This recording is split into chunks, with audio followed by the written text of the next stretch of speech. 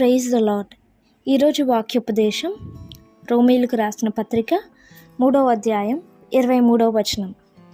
ఏ భేదమును లేదు, అందరూ పాపం చేసి దేవుడు అనుగ్రహించు మహిమను పొందలేకపోవచ్చున్నారు. కాబట్టి నమ్మువారు ఆయన కృపచేతనే క్రీస్తు యేసు నందలి విమోచనము ద్వారా ఉచితముగా నీతిమంతులని తీర్చబడుచున్నారు.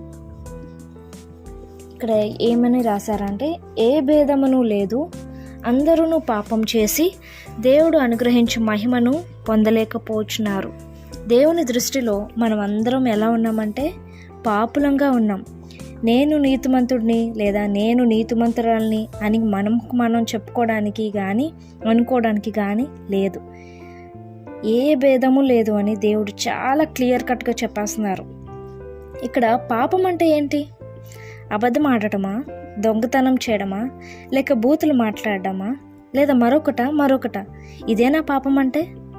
పాపం అంటే ఏంటంటే ఆజ్ఞ అతిక్రమమే పాపం. 1 యోహాను 3వ అధ్యాయం 4వ వచనంలో ఉంటుంది. దేవుని ప్రమాణాలకు విరుద్ధమైన పనైనను, భావనైనను, ఆలోచన అయినను పాపమే. ఇతరులకు సహాయం చేయడంలో విఫలమైన, మంచి కోరే వారిగా ఉండకపోయినా, ఇతరులకు హాని చేయడంలో ఇవన్నీ పాపాలే. మనం చేసే ప్రతి దానికి మనం ఆయనకి లెక్క అప్పచెప్పవలసిన వారమై ఉన్నాము.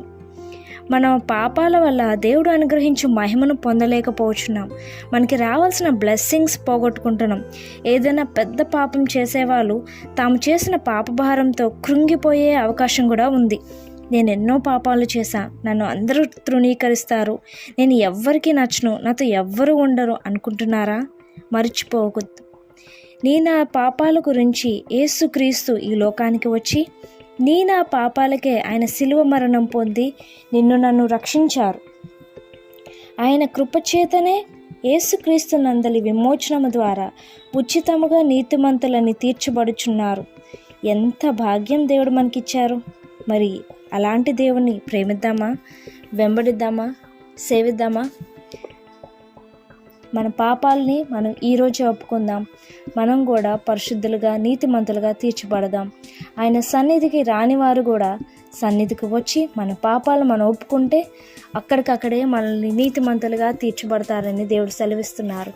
మరి 1 యోహాను 1వ అధ్యాయం 9వ వచనంలో ఏముంటుంది అని అంటే, మన పాపములను మనం ఒప్పుకొనిన ఎడల ఆయన నమ్మదగిన వాడును నీతిమంతుడును గనుక ఆయన మన పాపమును క్షమించి సమస్త దుర్నీతి నుండి మనలను పవిత్రులుగా చేయను అని దేవుడు సెలవిస్తున్నారు.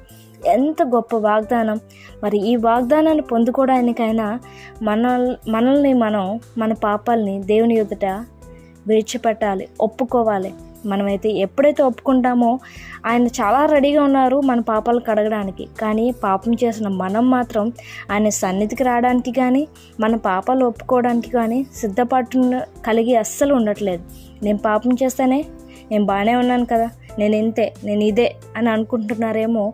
ఒకానొక రోజున నువ్వు జడ్జ్మెంటల్ డే రోజున నువ్వు నించుని అడుగుతారు, నువ్వెవరు అని అంటే యేసయ్య కూడా సమాధానం చెప్తారు, నువ్వెవరో నాకు తెలీదు అని. మరి ఆ రోజు రావద్దు అని అంటే ఈరోజే నీ యొక్క పాపాలని విడిచిపెట్టి దేవుని దగ్గర ఒప్పుకుంటే ఆయన నిన్ను తన సొంత బిడ్డనిగా అంగీకరించడానికి సిద్ధంగా ఉన్నారు. మరి అలాంటి దేవుని పిల్లలుగా ఉండడానికి మీరు ఇష్టపడుతున్నారా? ఇష్టపడితే ఈరోజే మీ పాపాన్ని ఒప్పుకోండి, ప్రాధేయపడండి ఆయన దగ్గర. దేవుడు మీ యొక్క ప్రార్థనని అంగీకరిస్తాడు. దేవుడు మిమ్మల్ని దీవించును గాక. ఆమేన్.